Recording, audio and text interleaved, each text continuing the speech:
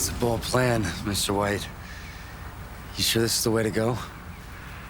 In the case of episode 203, what's the lie he can tell that'll get himself off the hook here with his wife and his family? He says, well, I just got to play crazy. But how do you really prove you're nuts? You take off your clothes and you wander into a public place. Actors sort of have to be emotionally naked, the great ones, all the time. They have to be able to strip themselves bare. You don't remember talking to me when I was in the bathtub? No, I'm sorry, I don't. And at first he's thinking about simply getting himself off the hook, and he's not thinking about the damage he's doing to his wife and his son. He has to sneak out of the hospital, take a bus across town, and save himself from revelation here. And in the midst of this, you okay? He gets a covert glimpse of how sad and damaged his family is because of his disappearance. It's the law of unintended consequences. The further we go down this road of him being a criminal, the more we naturally worry, is he going to remain sympathetic to us? You're supposed to drink it. No, the nurse said you have to stay hydrated. But I'm not thirsty. Dad, drink it. We have that father-son dancing around, you know, who are you really? And that very typical, really, of father-son relationships. Walt and Walt Jr. have grown a lot closer. His dad may not be around much longer. He needs to really step up and mature and just show his age.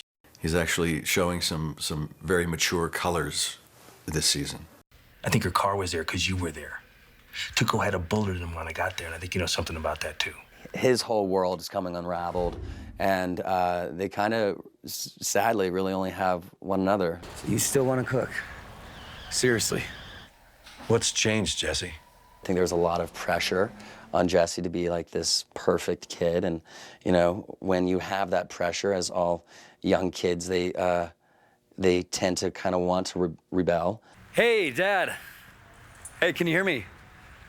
Hey, you know what? I'm actually zeroing in on a job. He's like, this is who I am. I'm my own person. I'm gonna do this. I don't need to do what my parents are trying to convince me to do. But how is he? Really? Hank?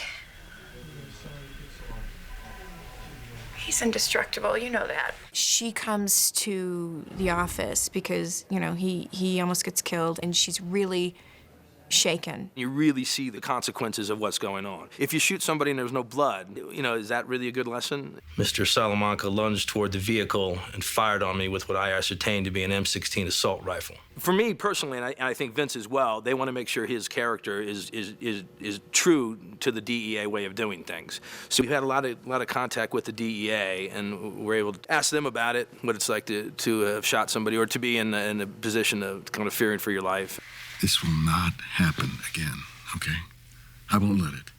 They're really falling apart and struggling, and she's reached a point where his explanations don't add up and they don't make sense anymore. Do you have a second cell phone? And that's maybe one of the first times when you see an iron will that she has, and you see her boundaries really clearly.